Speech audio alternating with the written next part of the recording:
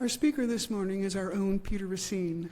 Peter is the Senior Vice President for the Jaguars Foundation and Community Impact, overseeing grant-making, community outreach, and charitable initiatives on behalf of the team and the Kahn family. He's had an amazing career, beginning his nonprofit career as a college volunteer at the Covenant House Homeless and Runaway Youth Shelter in New York City.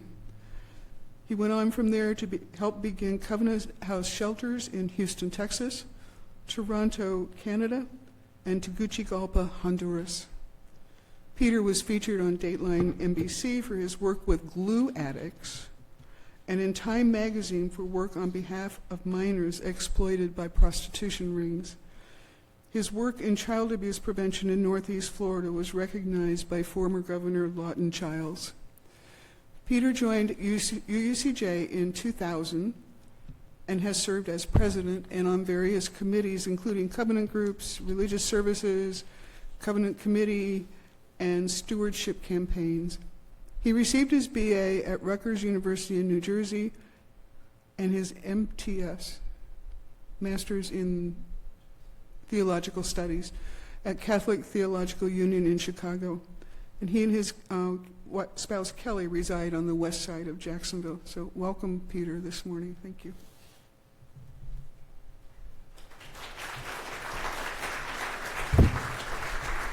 Good morning. All right. So those of you that are willing and able, can you just stand up for a second and stretch? Good Easter stretch. All right. Now, for our northern Yankees here, how many of you, raise your hand if you did Easter egg hunting in snow? How many did snow Easters? A few of you. Okay, you sit down. Thanks. Yeah, so I grew up in New Jersey, and I remember at least 2 winters where my dad and we always celebrated Easter with another family, and they also had 5 kids, so their dad and my dad always went out and hid the Easter eggs. And I remember at least 2 Easters it was in the snow. And one was in March, but one was in April. So we can be very fortunate to have the beautiful weather we have here.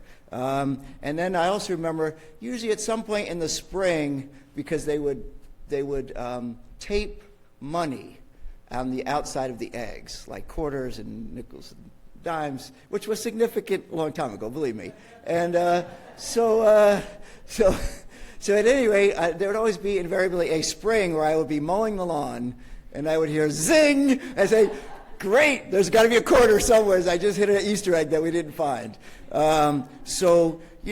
This sermon today, and the wonderful thing about this church, between Ann and Janine and the meditation, is like the sermon is like the icing on the cake. You already had the cake. This has already been a great morning. But we're going to dive into a couple things. And the first thing I want to talk about, so we kind of like a part 1 and part 2, is religious celebrations. So Easter and Passover, they represent some pretty strong traditions right now that we have experienced. Rebirth, renewal, growth, fertility, spring in the Northern Hemisphere. And these are very important traditions. They're ancient traditions that predate the Christian tradition by millennium. And certainly the Greeks, the Romans, the pagans had traditions to celebrate the spring. And those were absorbed both by our Jewish brothers and sisters and our Christian brothers and sisters. And there's stuff that we can take today. Now, as Unitarian Universalists, many here come from Catholic and Protestant roots, some from Jewish roots. And as such, there's certain beliefs that we held as children and even as adults that we may not hold anymore, okay? So sometimes Unitarian Universalism is called Catholic Anonymous or Baptist Anonymous or Jewish Anonymous. Okay, I understand that, okay, coming from Catholic roots. But I want to do a reflective exercise with you. If you're not Christian or Jewish, you could pick your own holiday. There is one that everybody has that we've done some things. It's called the 3 suitcases, okay? So I want you to envision 3 suitcases, all right? You're going on a plane ride and you can only take 2. All right, so you've got 3.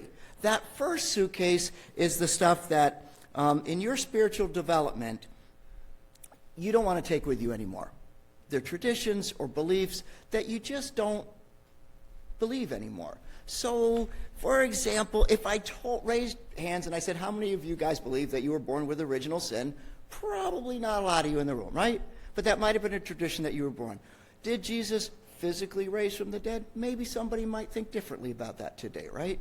So I want you to envision some of those things that you might say, I had it when I grew up.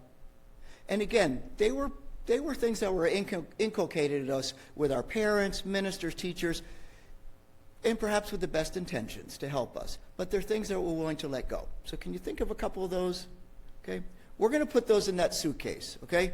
That suitcase, you can either say goodbye, you could even say good riddance, okay? And you're going to give that to the Goodwill, okay? That goes off. All right, that second suitcase is stuff that, you know what? I don't believe everything I believed in the past, but I do believe some things, or I want to hold on to some things. Now, people sometimes divide spiritual and secular traditions. I don't, because they're all meaningful, and they all have meaning, okay? So Easter eggs have the meaning of rebirth, right? Renewal, okay? These are all parts of meaningful things. Easter lilies, they're beautiful things. So some of us might say, you know what, I still like decorating Easter eggs. I still want to put a Christmas tree up. I still like having my family together for dinner and celebrating these traditions, even though we might believe a little differently, right? So that's what we want to put in our checked luggage. The stuff we still like from a holiday. And it might be, again, might be more secular in some people's minds tradition, but for you it's become very meaningful, right? So we're going to put that in our luggage, okay? Now that's going to get checked on, okay? Because they're good, but if you lose it, it's going to be okay, all right? We don't want to lose our luggage, but you know what happens, okay. All right, the third suitcase is your spirituality today, all right? That's the things we hold on to. For example, you might do a modern day Seder that's inclusive, that's vegan, and speaks to oppression everywhere, okay? So now you've incorporated a new tradition for yourself. You might have done a good reflective reading from the Buddhist tradition on rebirth and renewal that relates to your Easter, of how you understand Easter to be today. You might understand through the spring equinox the science of the meaning of this hemisphere of, in the north, how we actually go through a rebirth after a dying process. So these items are important to you because they're carry-on, like your meds, okay? You're not shipping those in the luggage. You're not putting those in the luggage. They're an integral part of you and something that you want to keep, okay? So the exercise for you in the next 30 seconds is to turn to a neighbor, and you can do 2 or 3, or find somebody petty behind you, and share one of those couple items that you've put in one of those suitcases. So it could be something you've let go, something you've maintained as a tradition that you liked from your youth or early adulthood, and then something you've decided is a new thing or a renewed thing that you like, that it's really important to you in the tradition. And if you can do it around Easter and Passover or the spring equinox, that's great. So I'm going to give you a couple minutes to do that now. There'll be a small exam, so be doing good. You guys could share with each other. Oh, gosh, you have to talk to each other again?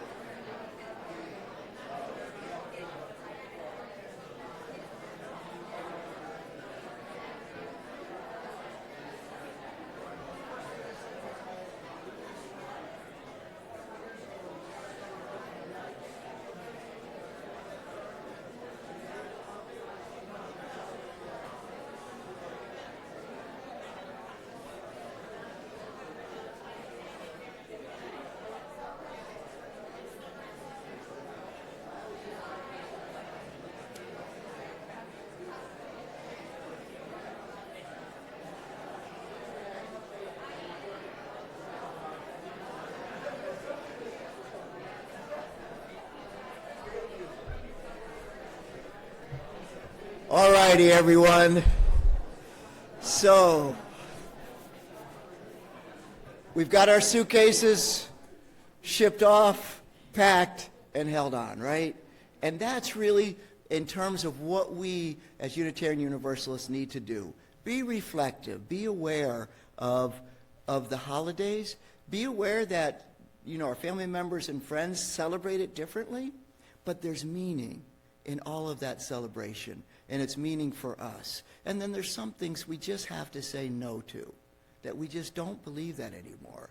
In fact, sometimes it's kind of harmful, and so we got to say, we got to give that up.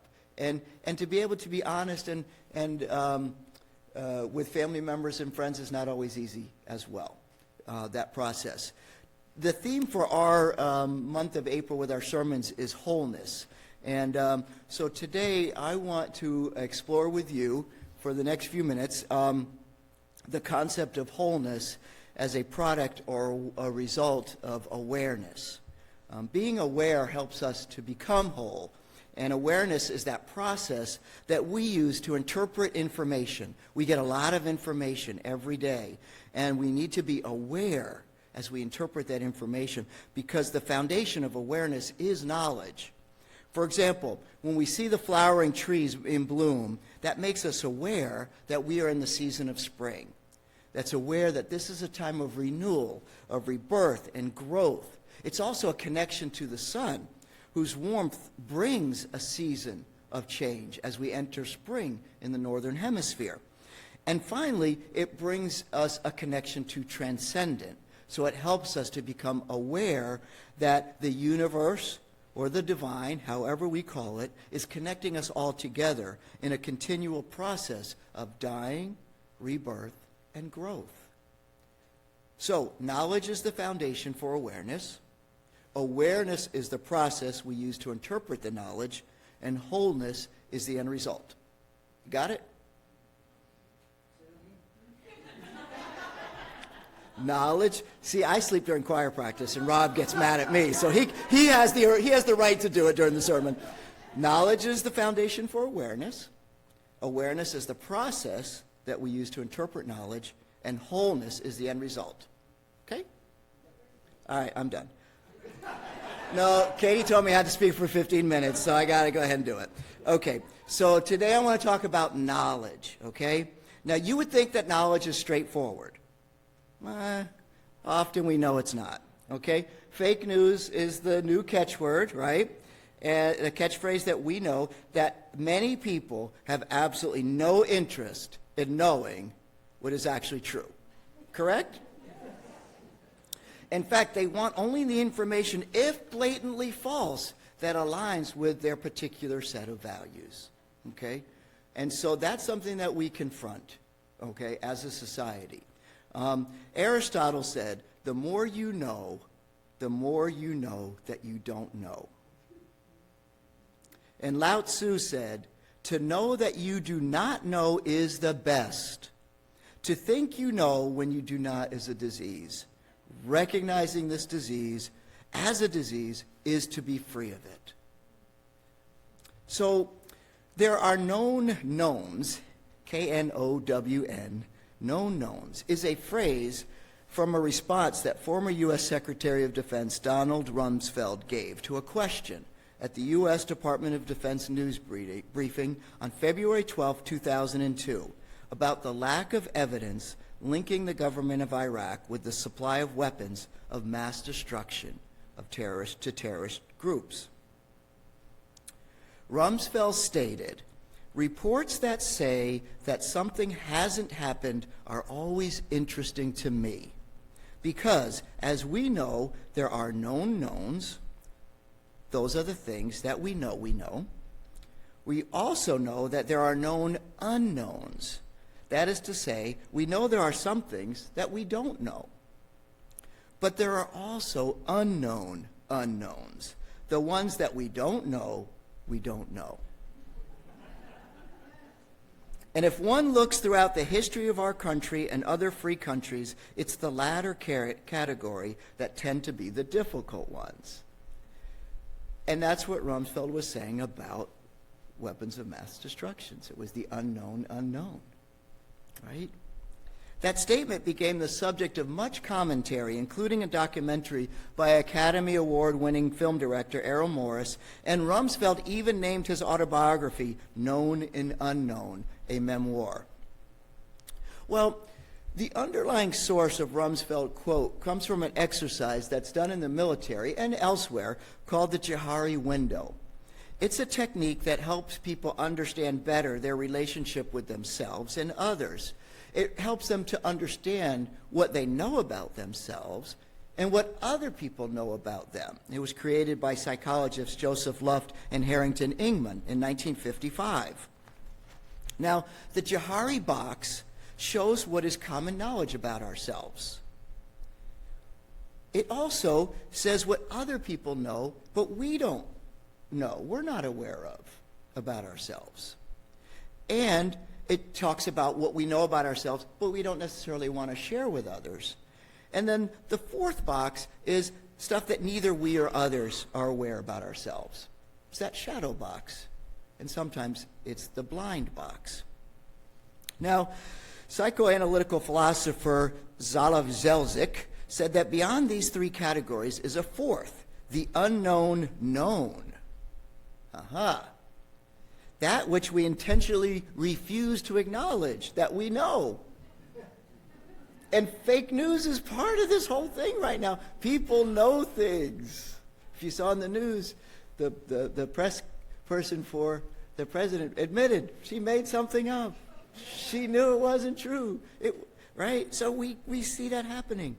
So he said that the unknown, which is when we intentionally refuse to acknowledge what we know. And he says, quote, if Rumsfeld thinks that the main dangers in the confrontation with Iraq were the unknown unknowns, that is, the threats from Saddam, whose nature we cannot even suspect, then the Abu Ghraib scandal shows that the main dangers lie in the unknown knowns, the disavowed beliefs, suppositions, and obscene practices we pretend not to know about, even though they form the background of our public values. So there's things that are inside of us, our values, systems of beliefs, that are affecting us, and sometimes we just don't want to know about them. We're not aware of them, or we specifically ignore them. German sociologist Diess and Kiesler agreed with the basic point of Rumsfeld in stating that the cognitive frame for political practice may be determined by the relationship between what we know, what we do not know, and what we cannot know, but said that Rumsfeld left out what we do not like to know. So both of these insights are very helpful because there are things that we pretend not to know about or that we don't like to know, inconvenient facts that would get in the way of our lives. So when those inconvenient facts get in the way of our lives, they get in the way of our decision-making process. And that affects other people, not just ourselves. So that's important. To take it one step further, and stay with me, I'm going to stay on this level for one more second, but bear with me, we'll get through this. I want to talk about the black swan theory. This was a theory developed by Nassim Nicholas Taleb, who describes a metaphor of an event that comes as a surprise, okay, has a major effect, and is often inappropriately rationalized after the fact with the benefit of hindsight. The term is based on an ancient saying that presumed that black swans did not exist. A saying that became reinterpreted to teach a different lesson after black swans were discovered in the wild in 1697 by Dutch explorer William van der Meel, when he found black swans on the shore of the Swan River in Australia. Not only did the fact have to be reinterpreted, but all of the conclusions, including traditional myths in European traditions that had racial overtones. Because as we know, there are only white swans, no black swans, right? So this tipped this whole idea that the observation of a single black swan would actually undo a cultural fact and moral teachings that went with that fact. So the importance of this metaphor that he said lies in the fragility of what we think is true or fact that may not be. Now, as you know, there is often a harsh reaction to new facts, right? New discoveries. The world is flat.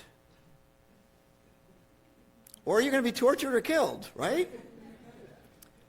The world centers around the earth, not the earth's rotating around the sun, right? People died over these things, right? Okay? So, in fact, the powers that be don't want us to believe new things, or don't want us to believe things in different ways that would change the interpretation of the cultural norm.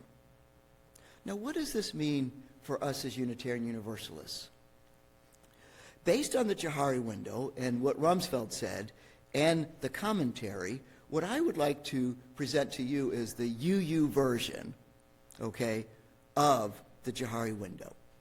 Box 1, we know what we know. Box 2, we know what we don't know, but want to know.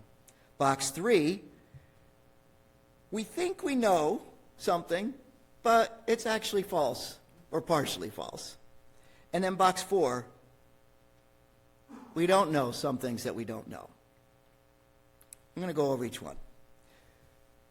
What we know that we know.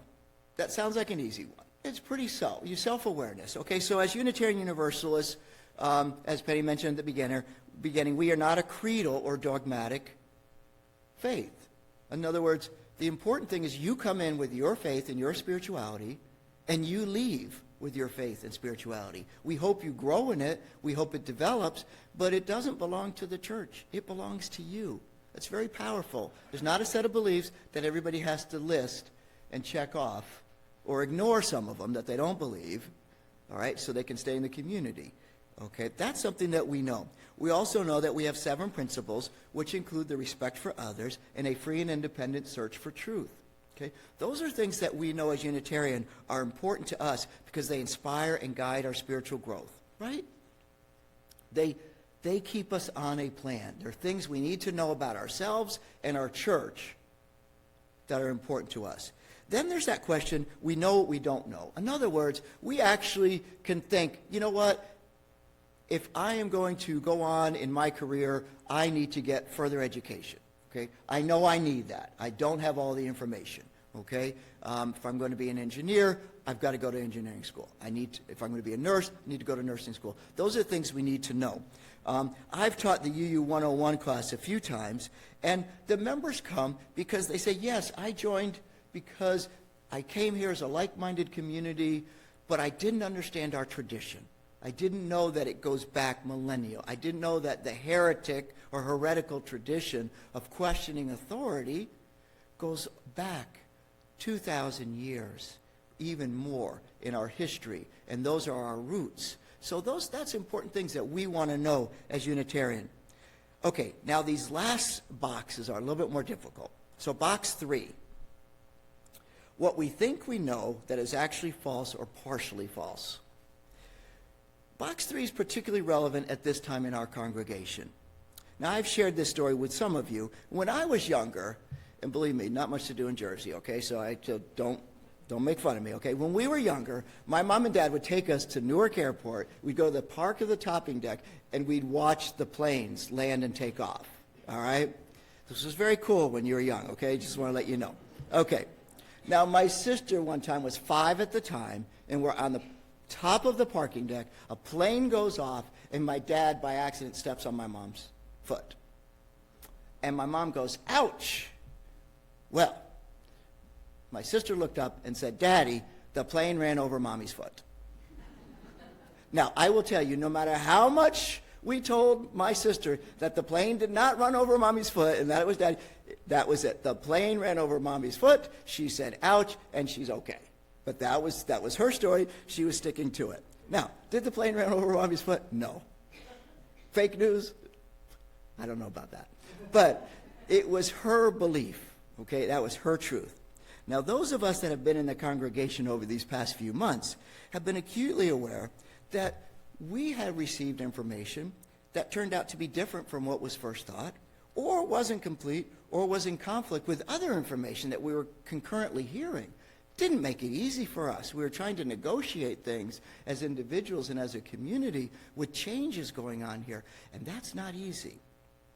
So, as the theory indicates, even when new or corrected information comes out, there's a tendency to stick to the old information that you got, even if it's partially or wholly discounted, because sometimes the new information gets in the way of the decisions we're making based on the original information.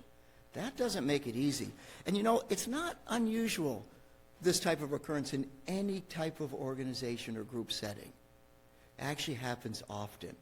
And in an organism, if we were looking at it from a medical way, these types of issues sometimes get zapped out with an antibiotic, right? Boom, we're going to cure that thing. And maybe the antibiotic wasn't needed at all. But sometimes it just obliterates everything, and you don't actually know what was going on. And so sometimes I feel like that we're in that third box sometimes. We kind of feel like some things are going on in the church. No, we know. We have half information, some information. It doesn't make it easier for us to make decisions. But what do we do as Unitarian Universalists with that? The first thing that's important is to understand that our creedal, our congregational, is to place love and respect as the top. And then everything else needs to work itself out. And that's not easy to do when there's anger or misinformation or even lack of knowledge. So, to our board, to the people that lead here, we want them to understand that love and respect is something that we all need to believe in individually for them to be able to do their jobs. It's not easy. That fourth box is equally difficult, but very relevant to our organization or any organization. We don't know what we don't know. That's a tough one. How do you know then? Once you know, it goes into another box. Now, if you don't even know the question, how do you get an answer? I will tell you, you need to be vulnerable. That's the one thing that really helps in this. Sometimes someone else knows something about you you don't know, and they may not mention it. You have broccoli in your teeth. Someone should tell you that. You don't know. You didn't ask anybody because you didn't know to ask. I know that sounds funny, but I'm telling you simple things about, by the way, you know, you're a little brusque. You might want to say it differently, or you might want to say something that you know. So there's other things that so being vulnerable to our partners, our spouses, our friends, our family, let them do it. And understand, I've also said that sometimes we say things, we don't always say it in the right way, but again, if we go back to the rule, love and respect, unconditional respect, that sometimes you say things, and you can always start, this isn't going to come out wrong, but I just feel I need to share this. And the person can accept or not accept it. But that's how we grow. There are some times that the entire group is at a loss, and we may not be very good help to one another. And to a degree, that's what's going on here. So we've reached out, for example, to UUA and Connie and others to help us, people from the outside. Now, I will tell you, nobody is perfect. UUA had a scandal at the seminary, had a president that resigned, just, the last one. No one's perfect. So even that, we take advice from others, but we also have to make our own way in that box. So my suggestion is know that box exists. There's the knowns, the unknowns that we say we want to know, the part that we think we know, but we actually are wrong, and you really have to be humble to accept that. And then the box of saying, you know what, this problem is above our pay grade. We need some help. We got to get some outside help, which is what we're doing. So in terms of knowledge, if we are going to be aware, we need to take this knowledge, wrap it together, dissect it, review it, make it feel for us as community. As Unitarian Universalists, we move ahead as individuals and collectively in a dual mission. The first mission of our church is to take this knowledge and make sure that it is a safe space for spiritual growth and community within our doors. Not easy to find community in a progressive faith, right? There's only a couple, us and Buckman, in the Jacksonville area. So we need to make sure we create a safe space for spiritual growth and community within our doors. And at the same time, we need individually and collectively to promote a mission and a message of respect, tolerance, and social justice in our city and beyond. So I suggest, as Unitarian and Universalists, we be humble about our place in this universe, our place in this city, that we realize that no one holds all the truth, and in fact, even though what we think might be true could be far from it, normally everybody holds a little bit of the truth, and you want to discern that. We treat each other with respect and kindness, even when we disagree. And we expect and even demand that people would treat us the same way. So as we grow in knowledge of ourselves, of others, I want us to strive for awareness that questions that knowledge, make sure it's true. I want us to realize that wholeness comes from that humility of where we stand. I want us to understand that tomorrow is different from today. And when we wake up tomorrow, that we be open to the new tomorrow instead of thinking that everything is going to be just like it was yesterday or 50 years ago or 5 years ago, and that today is a new day. And I don't want us to be scared of the new day. No matter how old we are, the new day is the universe telling us that today is new. Today is Easter. Every day, death, rebirth, renewal. That is what the message is for each one of us. And the knowledge and awareness of that is something that I wish you today and every day going forward. Thank you.